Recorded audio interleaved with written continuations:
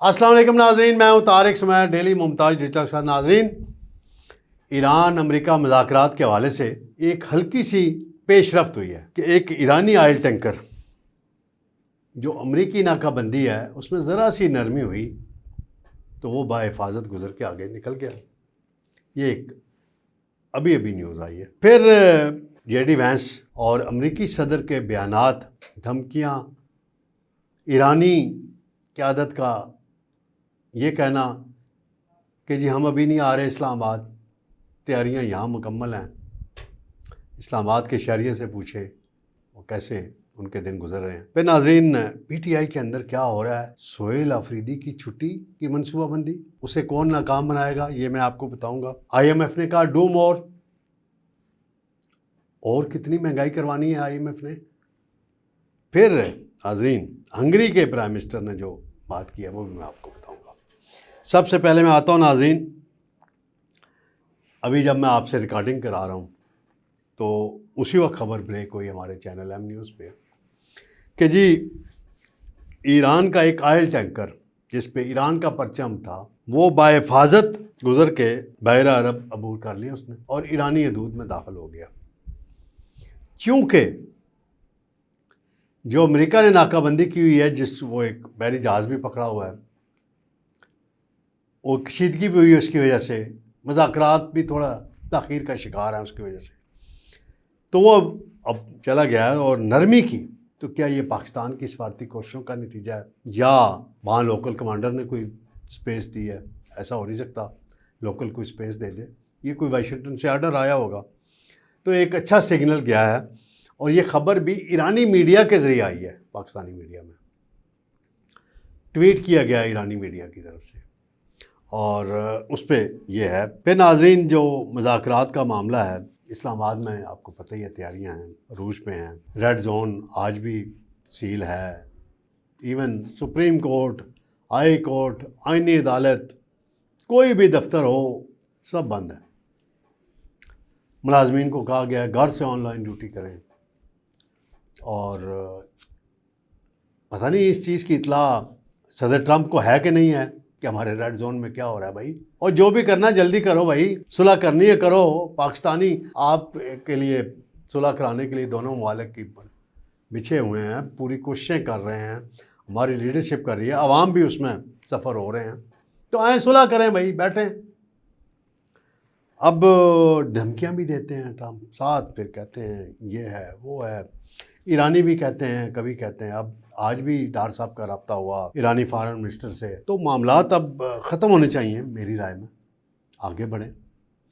اور J D Venice کے متعلق آخری اطلاع ہے کہ وہ جی پہنچنے والے ہیں اسلام آباد، اور یہ اطلاع اکارڈنگ ٹو صدر ٹرمپ ہے، کیونکہ اس سے بڑا تو سورس کوئی نہیں ہے امریکہ کے اندر کہ وہ خود اپنے طرف سے اعلان کرتے ہیں اور ان کے بیاف پہ اعلان کیا جاتا ہے۔ تو پاکستان ایفرٹ کر رہا ہے جی، اور پاکستان کی ایفرٹ کے نتیجے میں امن قائم ہوگا تو پاکستان کا نام روشن ہو رہا ہے، مزید ہوگا۔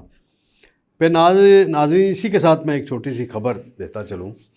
ہنگری کے پرائم منسٹر ہیں پیٹر، ان کا نام ہے میگیار، ابھی وہ الیکشن جیتے ہیں، انہوں نے بہت بڑا اعلان کیا ناظرین، دل خوش کر دیا۔ ہم تو، ہمارے وزیر دفاع کا ایک ٹویٹ ہوتا ہے، ہم تو یہودیوں سے ڈر کے، اسرائیلیوں سے ڈر کے ٹویٹ یا ڈیلیٹ کر دیتے ہیں یا وہ سسٹم میں ڈیلیٹ ہو جاتا ہے۔ انہوں نے کہا ہے کہ غزہ میں جو ظلم ہوئے، جو قتل عام کیا فلسطینیوں کا، مسلمانوں کا، نیتن یاہو نے، اسرائیل کے پرائم منسٹر نے، وہ جنگی جرائم کا مجرم ہے، اسے قرار دیا جا چکا ہے عالمی عدالت انصاف کی طرف سے۔ اگر وہ ہنگری آیا تو اسے گرفتار کر کے جیل میں ڈال دیا جائے گا۔ اب یہ عملاً ممکن ہو یا نہ ہو، لیکن ایک یورپین ملک ہنگری یہ اعلان کر رہا ہے، کسی مسلمان ملک سے نہیں یہ بات آئی، کسی عرب ملک سے نہیں آئی یہ بات، تو میں تو اسے ویلکم کروں گا۔ اور یہ جو پرائم منسٹر ابھی الیکشن جیتا، بڑا پاپولر ہے وہاں ہنگری میں، اور ٹرمپ کے حامی تو ہرایا ہے اس نے۔ بہرحال بڑا کمال کی سٹیٹمنٹ ہے، اور اس پہ بڑی تبصرے ہو رہے ہیں دنیا میں، تو میں نے کہا اپنے ناظرین کے لیے کہ اس کا تذکرہ ضروری ہے، کرنا چاہیے۔ اور اس پہ بات ہونی چاہیے۔ میں اب آئی ایم ایف کا تھوڑا سا ذکر کرتا چلوں۔ آئی ایم ایف نے مزید 11 شرائط مقرر کر دی ہیں جی۔ 1.2 ارب ڈالر دینے ہیں اس نے، ہماری مجبوریاں ہیں ہمارے نظام کی، ہمارے ملک کی، تو وہ اس میں کہتے ہیں جی بجلی گیس کی قیمتیں بڑھائیں۔ پہلے قیمتیں بہت کم ہیں، یعنی کہ بالکل نہ ہونے کے برابر ہیں، تو بڑھا دیں جی، کوئی فرق نہیں پڑتا۔ آئی ایم ایف کو عقل کے اندھے ہیں وہ بھی، اور ہماری فنانس منسٹری والے بھی جا کے یس سر جو آپ کا حکم ہم کریں گے۔ اورنگزیب صاحب نے اپنی کیا باہر پھر چلے جانا ہے جب وزارت سے فارغ ہونا ہے، کوئی سٹینڈ نہیں لیتا، کوئی بتاتا نہیں کہ اس جنگی حالات میں پاکستان کے کیا حالات ہیں، تیل کی قیمتیں کہاں پہنچی ہیں، گیس کا بحران ہے۔ تو اب آپ بجلی کی پہلے قیمتیں بہت ہیں، گیس کی بھی قیمتیں بہت ہیں، LNG آ ہی نہیں رہی، تو کتنی قیمتیں اور بڑھائیں گے بھائی؟ 1.2 ارب ڈالر دینے، ہم امن کے لیے بھی لڑ رہے ہیں دنیا میں، کوششیں کر رہے ہیں، پھر بھی آئی ایم ایف ہم پہ دباؤ ڈال رہا ہے۔ اس پہ سٹینڈ لینا چاہیے حکومت کو، بات کرے کہ بھائی یہ ان حالات پہ کیا آپ بات کر رہے ہیں۔ دے قسط 1.2 ارب ڈالر کی، آپ کے بورڈ نے اپروول دے دی ہے، سٹاف لیول معاہدہ بھی ہوا ہے، پھر آپ شرائط دے رہے ہیں۔ اس پہ اب سعودی عرب کا میں شکریہ ادا کرتے ہیں، 2 ارب ڈالر 1-2 دن پہلے آیا، اب 1 ارب ڈالر اور دے دیا، تو 3 ارب ڈالر ابھی ان دنوں میں دے دیا۔ تو ہم سلام پیش کرتے ہیں سعودی قیادت کو کہ اس مشکل مرحلے میں انہوں نے پاکستان کا ساتھ دیا، اور وہ جو UAE کے شیخ ہیں ان کے متعلق کیا کہوں، مجھے کچھ کہنے کی ضرورت نہیں ہے، آپ کو ناظرین پتہ ہی ہے، کچھ سفارتی معاملات ہوتے ہیں، کچھ حکومتوں کی مجبوریاں بھی ہوتی ہیں، نہیں کر سکتے، ملکی معاملات بھی ہوتے ہیں، تو بہرحال ٹھیک ہے، انہوں نے قرضہ ان کو میکسیمم چلا گیا ہے۔ میں ایک ہی پوائنٹ روز اٹھا رہا ہوں، حکومت میں سے کوئی ابھی تک جواب نہیں دیا۔ اتصالات کے 800 ملین ڈالر ہماری قوم کا پیسہ ہے، ہمارے خزانے کا پیسہ ہے، اس کی ڈیمانڈ کریں اور وہ ایڈجسٹ کریں اور لیں اس کمپنی سے، یہ میں کہہ رہا ہوں۔ پھر ناظرین PTI کا تھوڑا سا ذکر کرتا چلوں۔ محمود خان اچکزئی کہہ رہے ہیں ناراض ہیں، مردان کے جلسے میں نے شرکت کی دعوت نہیں دی، اور کچھ لوگ کہتے ہیں دعوت دی تھی، انہوں نے شرکت سے معذرت کر لی، اور وہ سہیل آفریدی کے رویے پہ بہت ناراض ہیں۔ بیرسٹر گور نے آج ملاقات کی ہے سہیل آفریدی سے، اور آئندہ کے لائے عمل پہ بات چیت کی ہے، جو اسٹیبلشمنٹ سے کچھ مذاکرات کرنا چاہتے ہیں اس پہ بات کی ہے، اور پھر KP اسمبلی کا اجلاس جو ہے کرکٹ اسٹیڈیم میں منعقد کا کمال ہے بھائی، کرکٹ اسٹیڈیم بنا کرکٹ کے میچوں کے لیے ہے، وہاں اجلاس منعقد کرنا ہے، اس کی پچ تباہ کرنی ہے، اس کو کیا کرنا ہے یار، کوئی اور کر لیں۔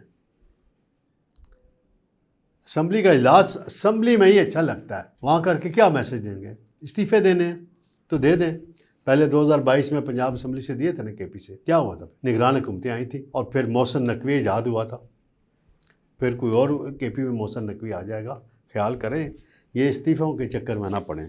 جلسہ آپ کا مردان میں ہو گیا ہے، کہا جا رہا ہے کامیاب ہوا ہے، کیونکہ جو PTI کے ایک بڑے قریبی عمران خان کے قریبی وکیل ہیں، ان کے مطابق عمران خان نے حال ہی میں بیرسٹر سلمان صفدر کے ذریعے بڑا سخت پیغام بھجوایا تھا سہیل آفریدی کے لیے، اور اگر سہیل آفریدی انہیں رہا کرانے میں 1 مہینے کے اندر 10 دن کے اندر کوئی پیش رفت نہ کر سکے تو پھر سہیل آفریدی کی چھٹی ہو جائے گی۔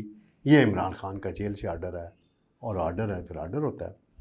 گنڈا پور بھی اتنا مضبوط تھا، وہ بھی فارغ ہو گیا، سہیل آفریدی تو اتنا مضبوط بھی نہیں ہے، تو سہیل آفریدی کو کون بچائے گا؟ بیرسٹر گور بچائے گا، پتہ نہیں بچا پاتا ہے۔ ایک اور خبر آئی ہے خیبر پختونخوا سے، اسپیکر اور ڈپٹی اسپیکر کی مراد میں اضافہ کیا جائے گا، تنخواہیں بڑھائی جائیں گی جی۔ تو یہاں جب وفاق میں بڑھتی ہے تو PTI بڑی تنقید کرتی ہے جی، وہ بڑا ظلم ہو گیا، اب وہاں بڑھا رہے ہیں، اور ساتھ ہی وہ ایک 27ویں ترمیم میں شک منظور ہوئی تھی، کسی کو گرفتار نہیں کیا جا سکتا، وہ کیا ہوتا ہے استثناء جی، تاحیات دے دیا گیا، اس پہ تنقید ہوتی تھی، آصف زرداری کو دیا گیا بطور پریزیڈنٹ، کچھ اور لوگوں کو دیا گیا۔